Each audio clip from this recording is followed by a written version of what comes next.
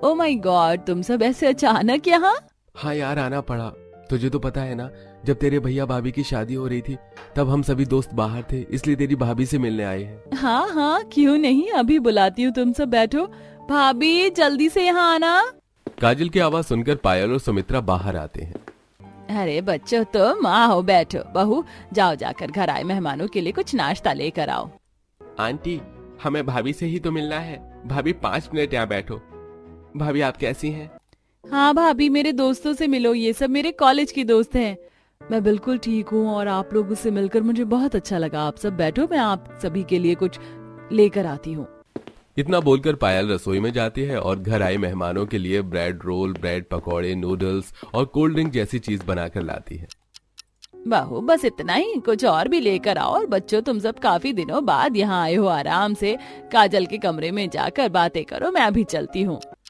इतना बोल सुमित्रा अपनी बेटी के सभी दोस्तों को उसके कमरे में जाकर अकेला छोड़कर खुद अपने कमरे में चली जाती है और बेचारी पायल को काम पर लगा देती है। पर पायल को कोई फर्क नहीं पड़ता और तभी उसकी कॉल आती है। पायल कैसी है? शादी के बाद तो हमें भूल ही गई, एक बार भी कॉल नहीं की। वैसे तेरी सास कैसी है, कहीं खड़ूस तो नहीं? यार मेरी सास तो बहुत अच्छी है, तुझे पता है, मेरी नंद के दोस्त आए जिसमें से 3 लड़के, पर माँ जी इतने अच्छे से पेश आ रही थी कि क्या बताओ। मैंने सोचा नहीं था कि मेरे पास सास इतनी अच्छी होगी।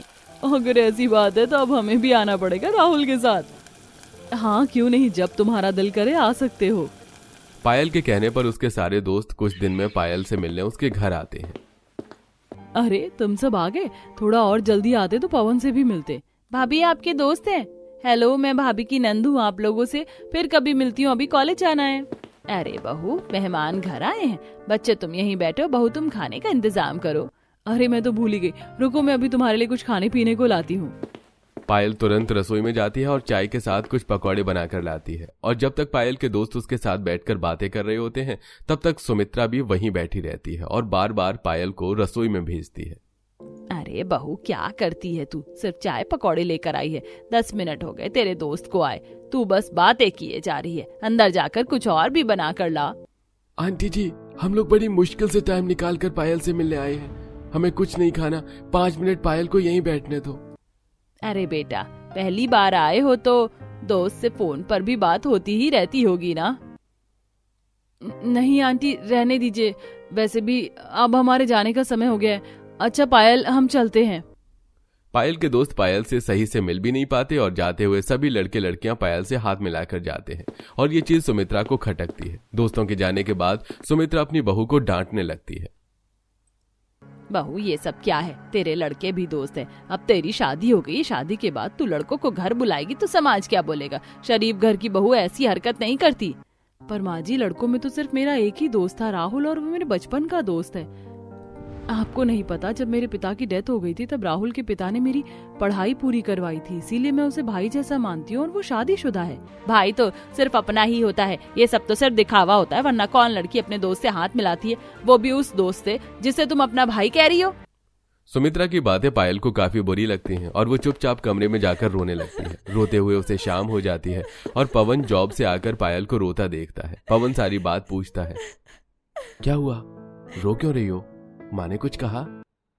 पायल रोते हुए सारी बात पवन को बताती है, जिस पर पवन पायल से कहता है, माँ ऐसी ही है, माँ की बातों को दिल से मत लगाओ। जब मेरी भी शादी नहीं हुई थी तो माँ मेरी भी लड़की फ्रेंड से चिढ़ती थी, जबकि मैं तो लड़का हूँ। पर ऐसा क्यों पवन जी, जब नंद के लड़के दोस्त घर आते तब माँ जी को दिक्कत नहीं? हमें तुम्हें क्या बताऊं, माँ को लगता है कि उनकी बेटी के अमीर लड़के दोस्त में से कोई एक बिना दहेज मांगे काजल से शादी कर लेगा, बस इसलिए माँ उसके दोस्तों को कुछ ज्यादा ही सिर पर चढ़ा के रखती हैं। चलो आप चुप हो जाओ, मैं तुम्हारे साथ हूं, कोई कुछ भी कहे। हाँ? पवन निशा को गले लगाता है और उसके साथ पाकर पायल को काफी अच्छा लगता है। समय यूं ही बीतता है और एक बार फिर काजल की कुछ दोस्त उसके घर आती हैं। भाभी आपको पता है मेरे दोस्त आज फिर घर आने वाले हैं, तो आज कुछ अच्छा उनके लिए बना देना प्लीज। आते होंगे नहीं काजल, हम तो आ चुके हैं। खुशी खुशी काजल पहले दिवाकर को, फिर सूरज को गले लगाती है और बाकी सबको भी। मैं बस तुम्हारे बारे में ही भाभी से बात कर रही थी। नमस्ते आंटी, और भाभी आप ठीक है? अरे बच्चों, तुम्हारा मुंह देख लिया, अब तो मैं बिल्कुल ठीक हूँ। आंटी, हम यहाँ आपसे इजाजत लेने आए हैं, आपकी बेटी को अपने साथ ले जाने के लिए। अरे बेटा, तुम्हारे साथ मेरी बेटी जा रही है, इसीलिए तुम्हें मुझे इजाजत देने की जरूरत नहीं है। जहाँ जाना है आराम से जाओ, मुझे तुम पर विश्वास है। सुमित्रा बिना पूछे और सवाल करे अपनी बेटी को उसके चारों दोस्त के साथ बाहर घूमने के लिए रात के 8 बजे भेज देती है और ये देख पायल को काफी बुरा लगता है। इसी तरह कुछ दिन बीत जाते हैं और एक दिन बिना बताए पायल के चारों दोस्त उससे मिलने आते हैं। अच्छा हुआ पायल जो तू हमें बाहर ही मिल गई। देख, हम शॉपिंग करने के लिए आए थे, तेरा घर पास में था तो सोचा तुझसे भी मिलते हुए जाए। तुझे मैंने बताया था ना मेरा रिश्ता लग गया, मैंने सोचा शॉपिंग के साथ साथ तुझे शादी का कार्ड भी दे दूं, तो तू अपने पूरे परिवार के साथ मेरी शादी में आना। देख पायल, अभी थोड़ी सी शॉपिंग रहती है और तू जानती है कि पायल तेरी बेस्ट फ्रेंड है, तो तुझे हमारे साथ चलना होगा। माफ करना यार, घर में बहुत काम है, मैं नहीं जा पाऊंगी। क्यों भाभी, ऐसा क्यों बोल रही हो? अब क्या काम बचा है?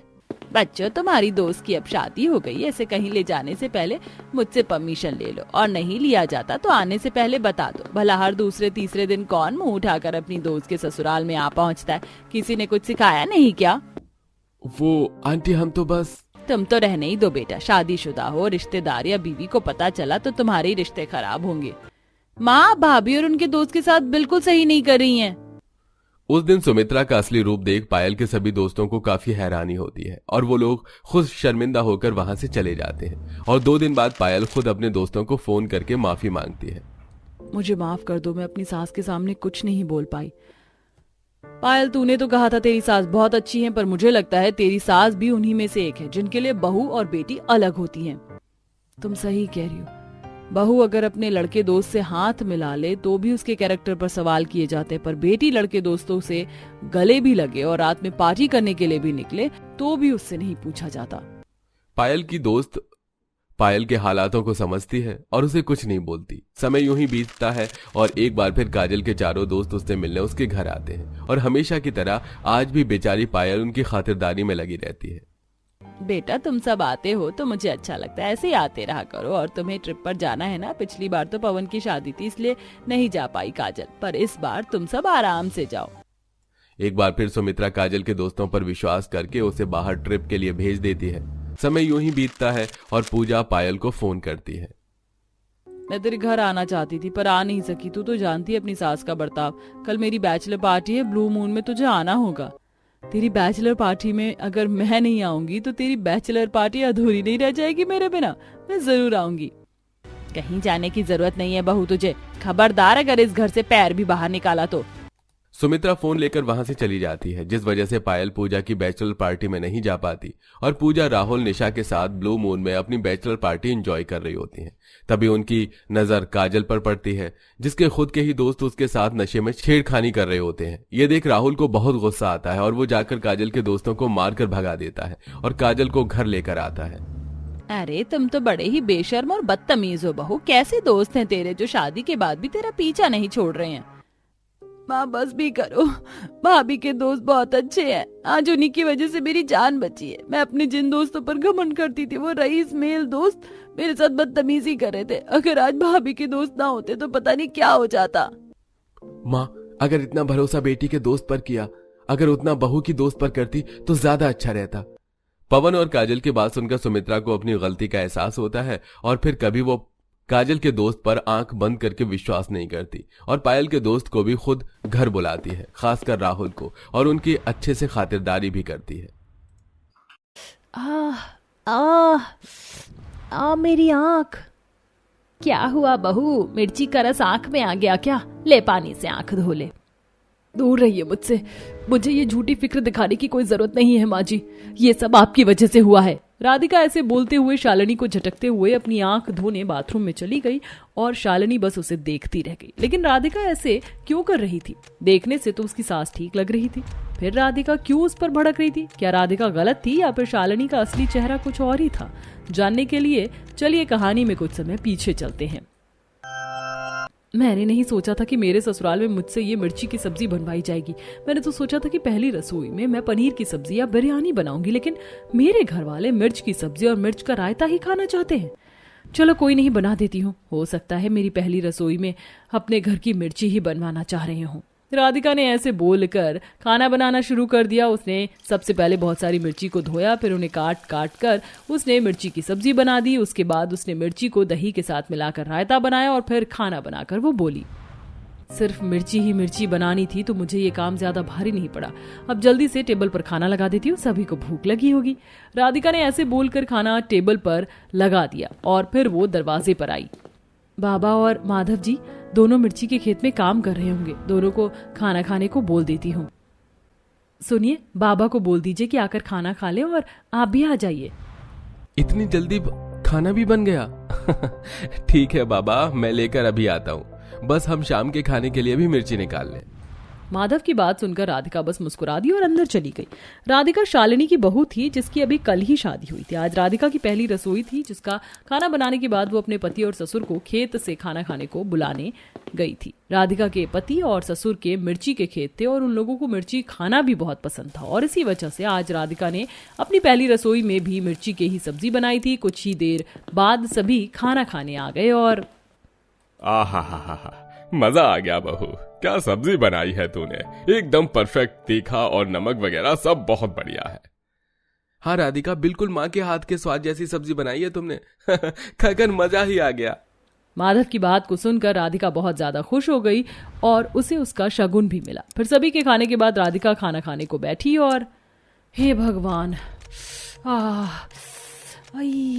बाजी जल्दी से पानी दो। ये ले बहू, ये पी। माँ जी, आप लोग ये इतनी तीखी मिर्ची की सब्जी कैसे खा रहे हैं? मेरे तो मुंह से लेकर पेट तक आग सी उतर गई है। वो तो तुझे आदत नहीं है ना मिर्ची की सब्जी खाने की, लेकिन फिक्र मत कर, तुझे आदत बन जाएगी। शालिनी राधिका से बोलते हुए चली गई। उसकी बात को सुनकर राधिका खुद से ही बोली, आदत बन जाएगी? क्या मतलब था माँ जी का कि आदत बन जाएगी? क्या मुझे हर रोज यही मिर्ची की सब्जी बनानी होगी और खानी भी होगी? राधिका कंफ्यूज हो गई। उसने दोपहर में खाना भी नहीं खाया और जब शाम हुई, माँ जी आज शाम में आलू कतली बना लूं क्या? वैसे भी दोपहर में मिर्ची ही मिर्ची बनी थी, तो अब शाम को ये सादा सा खाना ठीक रहेगा। नहीं बहू, बिल्कुल भी नहीं। और कौन खाएगा फीके से आलू? तू आलू कतली वतली नहीं, तू मिर्च की ही सब्जी बनाना, वो जो दोपहर में बनाई थी ना, वही वाली सब्जी। शालिनी की बात को सुनकर राधिका कुछ नहीं बोल पाई और उसे शाम को भी मिर्ची की ही सब्जी बनानी पड़ी, जिससे घर वालों ने तो शौक से खाया, लेकिन राधिका कुछ भी नहीं खा पाई। ऐसे ही सिलसिला जारी था और अब राधिका की शादी हुए लगभग 1 हफ्ता गुजर चुका था। इस 1 हफ्ते में तीनों टाइम राधिका ने मिर्ची से ही खाना बनाया था और आज सुबह भी राधिका मिर्ची के पराठे बनाने जा रही थी। जब देखो मेरे ससुराल वालों को बस ले देकर ये मिर्च ही खानी होती है। दुनिया नाश्ते में लाइट खाना पसंद करती है और इन्हें अंगारे चाहिए। चाय के साथ पराठे भी इन्हें मिर्च के ही खाने हैं। इतना ही शौक है तो कच्ची मिर्ची चबा लिया करें। हाँ, हे भगवान। राधिका पराठे बनाने के लिए मिर्च काट ही रही थी कि उसके हाथ में छुरी लग गई और उसकी उंगली से खून बहने लगा। मेरी सास तो हर एक चीज खेल जा रही है। मेरा हाथ। बस अब बहुत हो गया। अब मैं किसी को मिर्ची के पराठे या मिर्ची की कोई भी चीज बनाकर नहीं दूंगी। राधिका ऐसे बोलते हुए अपने कमरे में चली गई। लेकिन सुबह के 8 बजने वाले हैं। माधव जी, बाबा और माँ सभी भूखे हैं। मुझे नाश्ता बना देना चाहिए, नहीं तो वो लोग भूखे ही रह जाएंगे। मुझे जिद नहीं करनी चाहिए। राधिका को सभी की फिक्र हो रही होती है, जिसकी वजह से वो खुद को रोक नहीं पाई और नाश्ता बनाने गई। उसने मिर्च के पराठे बनाए और सभी को खिलाए। अब सभी पराठे खा रहे थे, तभी राधिका बोली, माँ, बाबा, मुझे आप लोगों से कुछ बोलना था। वो मैं कह रही थी कि मैं आजकल ठीक से खाना नहीं खा पा रही हूँ क्योंकि ये इतनी मिर्ची मुझसे खाई नहीं जाती है। आप लोग मिर्च की सब्जी के साथ साथ कुछ और भी बनवा लिया कीजिए ना। नहीं बहू, बिल्कुल भी नहीं। हमारे घर में मिर्च ही बनती है और यही खाई जाती है। अच्छा होगा कि तू मिर्च खाने की आदत बना ले। राधिका ने शालिनी से ऐसे जवाब की उम्मीद नहीं की थी। उसकी बात को सुनकर राधिका चौंक गई, लेकिन कुछ नहीं बोली। ऐसे ही सिलसिला जारी था और आज मिर्च काटते वक्त राधिका की आंख में मिर्च का बीज चला गया। मेरी आंख। क्या हुआ बहू? मिर्ची का रस आंखों में आ गया क्या? ले, पानी से आंख धो ले। दूर रहिए मुझसे। मुझे ये झूठी फिक्र दिखाने की कोई जरूरत नहीं है माँ जी। ये सब आपकी ही वजह से हुआ है। राधिका ऐसे बोलते हुए शालिनी को झटकते हुए अपनी आंख धोने बाथरूम में चली गई और शालिनी बस उसे देखती रह गई। राधिका रोज रोज मिर्च बनाने और खिलाने से परेशान आ गई थी। ऐसे ही सिलसिला जारी था और आज राधिका बाजार आई हुई थी। अरे वाह, कितनी अच्छी अच्छी और ताज़ी सब्जियां हैं बाजार में। हरा हरा पालक और साथ में लाल लाल टमाटर। मेरा तो तरह तरह की सब्जियां खाने का दिल कर रहा है, लेकिन हाय मेरी फूटी किस्मत, मुझे खानी तो वही मिर्ची ही पड़ेगी। एक काम करती हूँ, घर जाकर माँ जी से पूछ लेती हूँ कि आज कुछ अलग खाएं।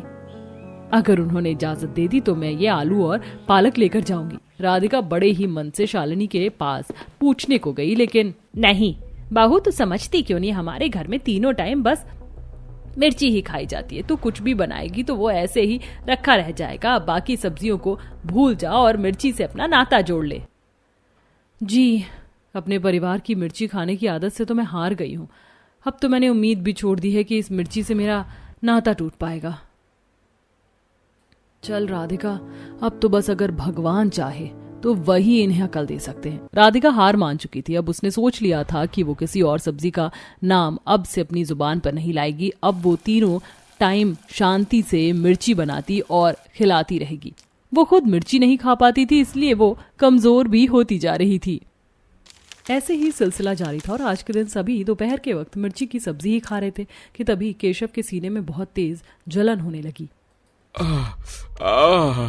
अरे शालिनी मेरे बहुत तेज जलन हो रही है। जलन? ऐसे कैसे जलन होने लगी? रुकिए जी, मैं अभी बर्फ का ठंडा पानी लाती हूँ। सभी एकदम से परेशान हो गए। केशव को शालिनी ने बर्फ का ठंडा पानी पिलाया, लेकिन कोई फायदा नहीं हो पाया और अंत में माधव केशव को अस्पताल लेकर गया, जहाँ माधव जी, आपके पिताजी के सीने पर बहुत ज्यादा एसिडिटी बन रहा है और ये एसिडिटी शरीर में तब बनता है जब हद से ज्यादा मिर्ची खाई जाती है। अगर आप चाहते हैं कि इससे शरीर को कोई जानलेवा नुकसान ना हो तो आज से ही बिल्कुल उबला हुआ खाना अपने बाबा को खिलाना शुरू कर दीजिए। डॉक्टर की बात को सुनकर केशव चौंक गया और सभी घर वालों को एहसास हुआ कि इतनी मिर्च खाना उनकी सेहत को किस तरह अंदर ही अंदर खराब कर रहा था। देखो बहू, आज से तुम्हारी जिम्मेदारी है। मैं नहीं चाहता कि मेरी तरह किसी और की भी सेहत खराब हो, इसलिए आज से तू खाना बनाएगी और बिल्कुल हल्की नमक मिर्च का बनाएगी। आज से घर में मिर्च खाना बिल्कुल बंद। केशव की बात को सुनकर राधिका ने गर्दन हिला दी। अब केशव की वजह से और सच्चाई को देखते हुए घर वालों ने मिर्ची खाना बंद कर दिया।